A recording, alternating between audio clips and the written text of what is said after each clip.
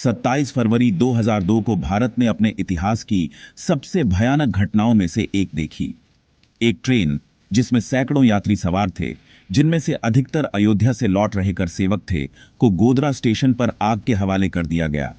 इस घटना से पहले अयोध्या में राम मंदिर आंदोलन के कारण देश में तनाव का माहौल था। कर सेवक अयोध्या से लौट रहे थे जब यह भयावह घटना घटी।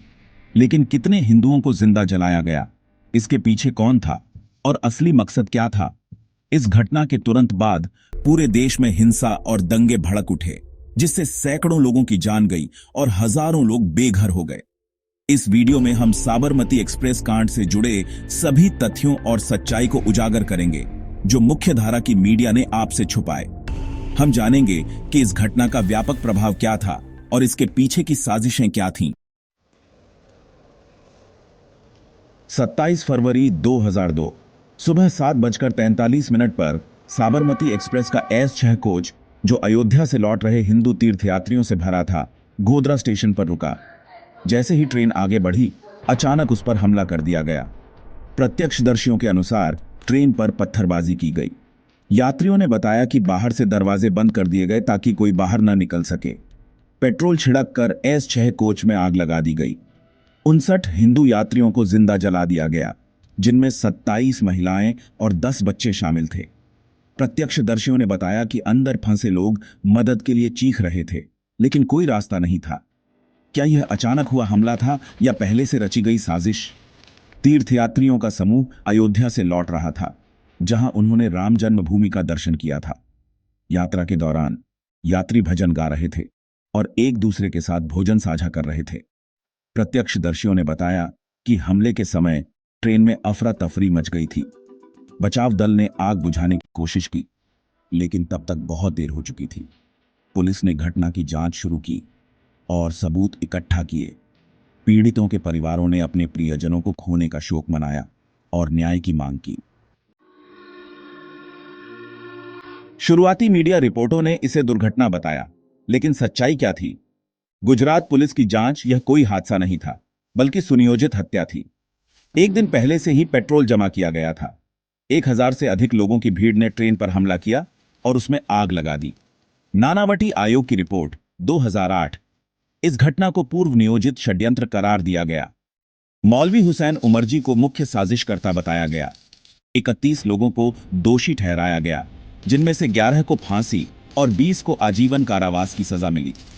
इसके बावजूद कई लोग इस जघन्य हत्याकांड को हादसा बताने की कोशिश करते रहे, लेकिन फॉरेंसिक रिपोर्ट ने साबित कर दिया कि पेट्रोल बाहर से डाला गया था, जिससे यह स्पष्ट हुआ कि यह सुनियोजित नरसंहार था, दुर्घटना नहीं।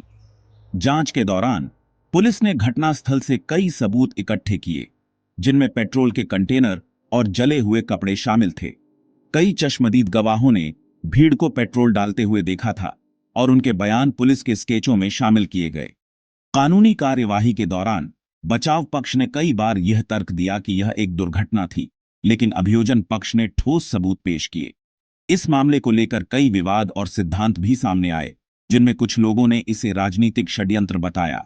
उच्च न्यायालय ने भी इस मामले की समीक्षा की और निचली अदालत के फैसले को बरकरार रखा।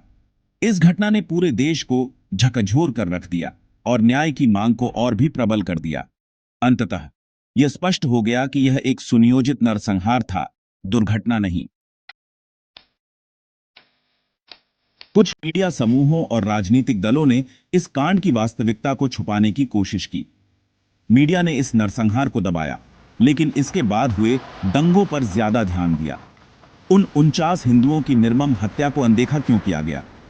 पीड़ित परिवारों को सालों तक न्याय नहीं मिला, लेकिन इस पूरी घटना का राजनीतिक फायदा उठाने की कोशिशें की गईं। अगर यही घटना किसी अन्य समुदाय के साथ हुई होती, तो क्या प्रतिक्रिया अलग होती?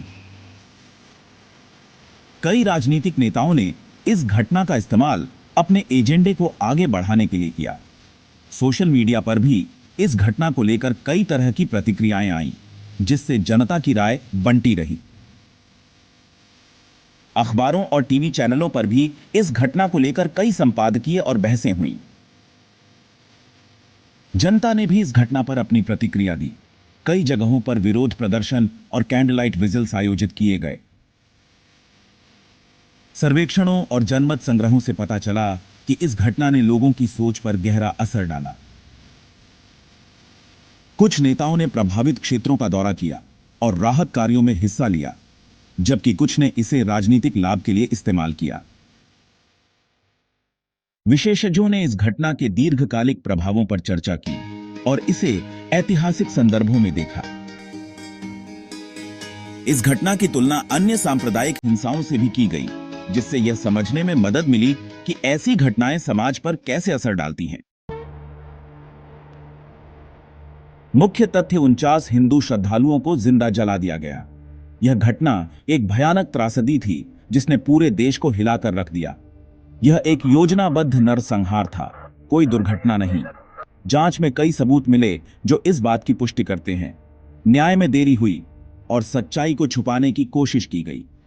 कई सालों तक पीड़ितों के परिवार न्याय की प्रतीक्षा करते रहे। आज भी इस घटना की पूरी सच्चाई सामने क्यों नहीं आने दी जाती? कई सवाल अब भी अनुत्तरित हैं। क्या आपको लगता है कि पीड़ितों को न्याय मिला? क्या हम एक समाज के रूप में उनके दर्द को समझ पाए हैं? कमेंट में अपनी राय बताएं और इस वीडियो को शेयर करें ताकि सच सब तक पहुंचे। आपकी आवाज महत्वपूर्ण है। सच के समर्थन में हमारे चैनल को सब्सक्राइब करें। #Sabarmati express, #Godhra massacre, justice for victims. आइए मिलकर न्याय की इस लड़ाई को आगे बढ़ाएं।